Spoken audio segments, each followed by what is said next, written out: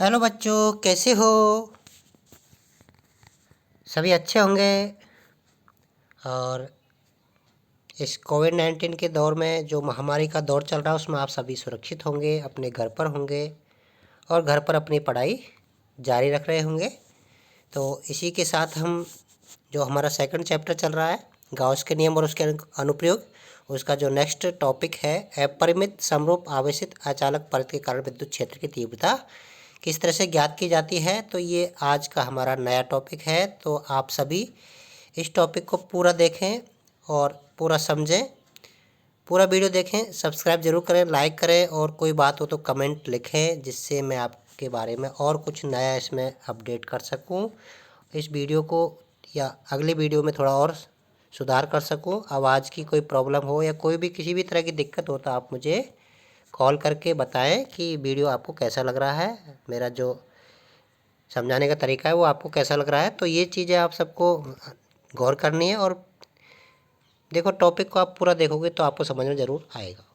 अपनी बुक साथ में रखें और डायरी और पेन आपके पास होना चाहिए जिससे आप अपना होमवर्क भी कंप्लीट करते जाएं। तो ये आपका नया टॉपिक है। इससे पहले हमने एक जो आवश्यक चालक परत थी उसके कारण विद्युत क्षेत्र हमने ज्ञात किया था। अब ये क्या है, अचालक है, अपरिमित है, अनंत लंबाई की विस्तारित है।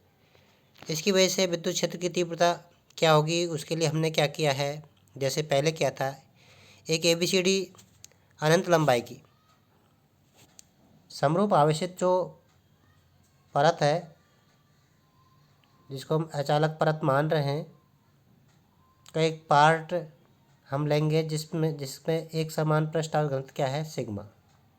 उस परत पर एक समान पूरे पृष्ठ पर जो आवेश घनत्व है क्या होगा, सिग्मा मान लेते हैं। इससे लंबवत दूरी OP बराबर R पर एक बिंदु P स्थित है। इस पर विद्युत क्षेत्र की तीव्रता हमें ज्ञात करनी है जैसे आपको इस चित्र में दिखाई दे रहा है, आप देख पा रहे होंगे। ABCD ये आपकी एक क्या है, परत, ठीक है। इसके बिंदु O से, ये O बिंदु है, इससे R दूरी पर कोई बिंदु है P। ओके, यहाँ पर ये कोई बिंदु P है। इस बिंदु P पर हमें विद्युत क्षेत्र की तीव्रता ज्ञात करनी है। तो इसके लिए क्या करेंगे, इस O बिंदु को के सममित दो अल्पांश क्षेत्रफल A1 और A2 लेंगे जो O से समान दूरी L पर स्थित है।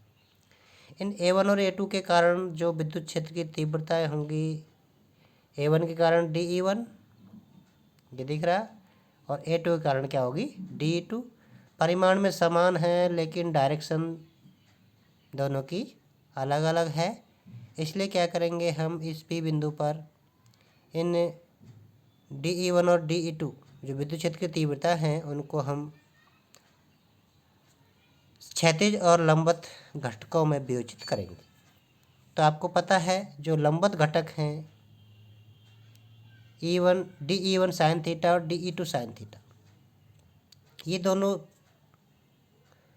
परिमाण में समान है लेकिन डायरेक्शन बिल्कुल विपरीत है।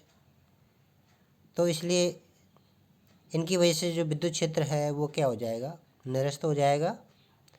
तो केवल बचा आपका क्षैतिज घटक DE1 कॉस ऑफ थीटा और DE2 कॉस ऑफ थीटा।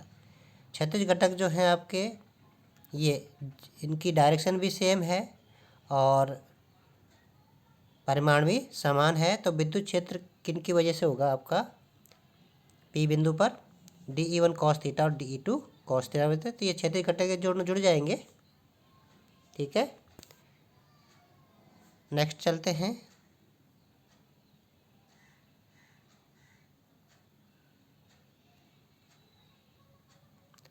अब क्या है, ये जो बिंदु O है जो हमने लिया है, सममित दोनों ओर समान दूरी पर क्या है, L पर दो समान क्षेत्रफल अल्पांश A1 और A2 ले हैं। पहले मैं बता चुका हूँ, इसको आपको बताने की आवश्यकता नहीं है। तो आगे हम चलते हैं, यहाँ तक क्लियर हो गया आपका।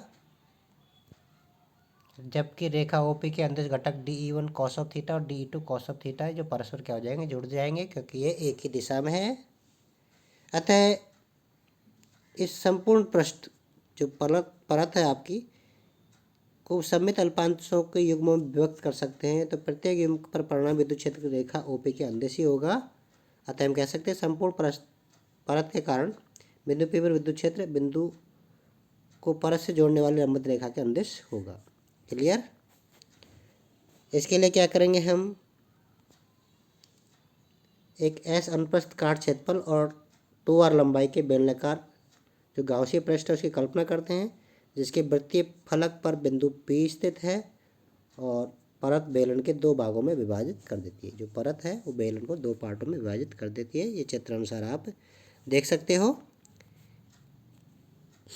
ये आपकी परत है, ये आपका गाउसीय बेलनाकार पृष्ठ है, एक लेफ्ट साइड में और एक राइट साइड में जो दिख रहा है ये r दूरी पर है। यहाँ पर बिंदु P है आपका, एक P बिंदु इधर भी हो सकता है लेफ्ट राइट में। तो यहाँ पर S1 और S2 जो दिख रहा है, लेफ्ट में S1 और लेफ्ट राइट में S2, ये जो बिंदु हैं ये वृत्तीय पृष्ठ पर स्थित है।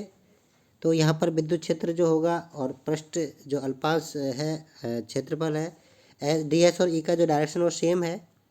जबकि जो आपको वक्राकार पृष्ठ दिख रहा है, ये वक्राकार पृष्ठ है, इसकी वजह से ई की डायरेक्शन और डी एस की डायरेक्शन क्या है, लंबवत। ये डी एस इधर है और ई आपका इधर है, तो लंबवत है, इसलिए यहाँ पर विद्युत क्षेत्र क्या हो जाएगा, शून्य हो जाएगा। इन दोनों का जो डॉट प्रोडक्ट है वो कॉस ऑफ जीरो का मान जीरो हो जाता है। नहीं सॉरी, कॉस ऑफ जीरो नहीं, कॉस ऑफ 90 लंबवत है, तो कॉस ऑफ 90 मान क्या होता है, जीरो। क्लियर। नेक्स्ट आगे बढ़ते हैं। इसमें जो गाउसीय पृष्ठ है इस द्वारा टोटल परिबद्ध आवेश जो होगा वो क्या होगा, सिग्मा एस के बराबर होगा, क्योंकि सिग्मा पृष्ठांश घनत्व, एस इसका पृष्ठ का क्षेत्रफल अल्पांश। ओके। गाउस नियम से हम अब गाउसीय पृष्ठ से पारित कुल विद्युत फ्लक्स की गणना करेंगे। तो गाउस का नियम हमें पता ही है। फाई बराबर क्या होता है, इंटीग्रेशन संपूर्ण पृष्ठ ई डॉट डी एस सदिश बराबर sigma Q upon epsilon not. यहाँ सिग्मा क्यू हमें मालूम है कितना है, सिग्मा एस, तो यहाँ पर सिग्मा एस इसकी जगह लगा देंगे। तो फाई का मान क्या हो जाएगा, sigma S upon epsilon not. अब क्या किया है, इसको हम तीन पृष्ठों में जो बांटा गया है बेलनाकार बंद पृष्ठ को, एक तो आपका वृत्तीय पृष्ठ है बाईं ओर का S1, एक वृत्तीय पृष्ठ है फलक है दाईं ओर का S2, और एक वक्र पृष्ठ है S3 जो ऊपर चार तरफ मान सकते हैं। इन तीनों की वजह से जो विद्युत क्षेत्र होगा, पहले S1 की वजह से समाकलन ई डॉट डी एस सदिश, S2 की वजह से समाकलन ई डॉट डी एस सदिश, और S3 की वजह से समाकलन S3 ई डी एस, और ये बराबर sigma S upon epsilon not. Okay. Next चलते हैं। आपको पहले बता चुका हूँ मैं कि S1 और S2 पर क्या है, ई और डी एस का जो डायरेक्शन है वो कैसी है, समान है। अतः इन पर ई डी एस का मान क्या होगा, ई डॉट डी एस का मान ई डी एस के बराबर होगा, क्योंकि E D S cos of theta होगा। कॉस ऑफ थीटा का मान क्या हो गया, जीरो, तो कॉस ऑफ जीरो का मान क्या होता है, 1 होता है। जबकि जो पृष्ठ S3 है उसमें ई डी एस लंबवत है एक दूसरे के, अतः ई डॉट डी एस का मान क्या होगा, जीरो, क्योंकि यहाँ पर कॉस ऑफ 90 का मान क्या होता है, जीरो होता है। तो टोटल जो विद्युत क्षेत्र होगा वो S1 और S2 की वजह से होगा। तो ई डी एस S1 की वजह से हो गया, E D S integration S2 की वजह से होता है, और S3 की वजह से क्या हो गया, zero. Sigma S upon epsilon not बराबर में है ही। नेक्स्ट आगे बढ़ो। तो ये आपका क्या हो जाएगा, डी एस को अंदर ले लेते हैं, ई तो बराबर है, समान है, ई इंटीग्रेशन डी एस, इसी तरह प्लस ई इंटीग्रेशन डी एस S2 वजह से और S1 वजह से बराबर sigma S upon epsilon not. अब देखिए डी एस जो इंटीग्रेशन S1 और S2 वजह से दोनों सेम है, क्योंकि एक ही है डी एस, वृत्तीय पृष्ठ कहो या कोई सा भी पृष्ठ कहो इसको, तो डी एस का मान जो पृष्ठ समान है, इसलिए इसको हम क्षेत्रफल क्या लेते हैं, मान लेते हैं कैपिटल एस मानते हैं। ठीक है, दोनों की वजह से। तो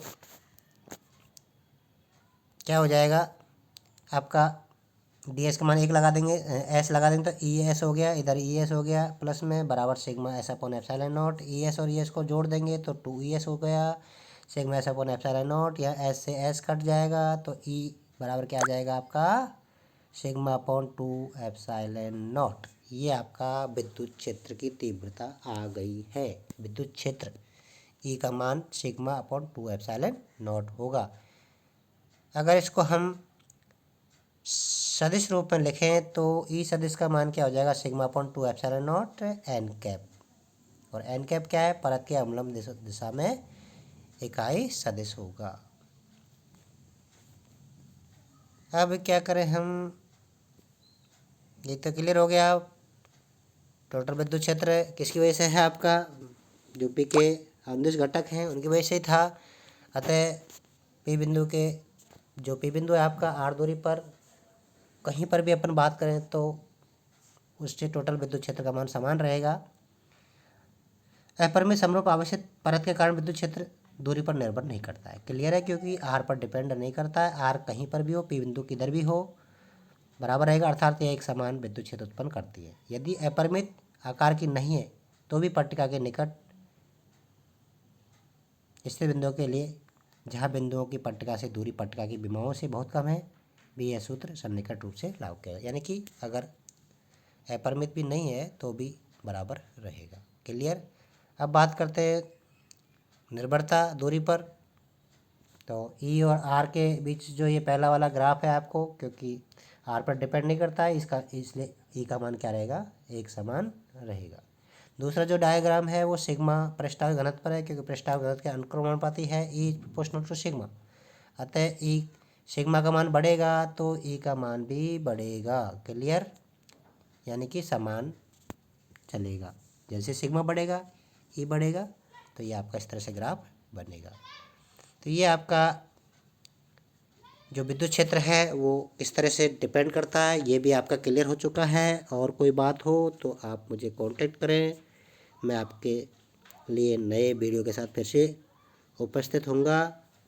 और कोई भी दिक्कत हो तो आप कॉल करें। कॉल भी मेरा नंबर नोट कर लीजिए। आपको मालूम होना चाहिए 9784772147। इस नंबर पर आप कॉल करें और आप जो भी बात है आप पूछ सकते हैं। और कोई भी कन्फ्यूजन हो तो आप मुझे कांटेक्ट कर सकते हैं। और इस होमवर्क को करके आप होमवर्क का जो अपना ग्रुप है व्हाट्सएप ग्रुप, उसमें ज़रूर शेयर करें। उसके बाद भी अगर समझ में नहीं आता है तो आप स्कूल में आकर के, लेकिन आपको कोविड-19 का पालन करना है और मास्क लगाना है, सैनिटाइज साथ में लेके आना है बिल्कुल। और अपना एक पापा से या मम्मी से जो गार्जियन से आपके, उससे सहमति पत्र जो मैंने आपको भेजा हुआ है उसको आप सिग्नेचर करा के ज़रूर अपने पास रखें और लेकर के आएँ। और आराम से अपने स्कूल में आकर के समझ सकते हैं, गाइडलाइंस ले सकते हैं, पूछ के जा सकते हैं। ओके, सभी बच्चों को लास्ट में नमस्कार, थैंक यू।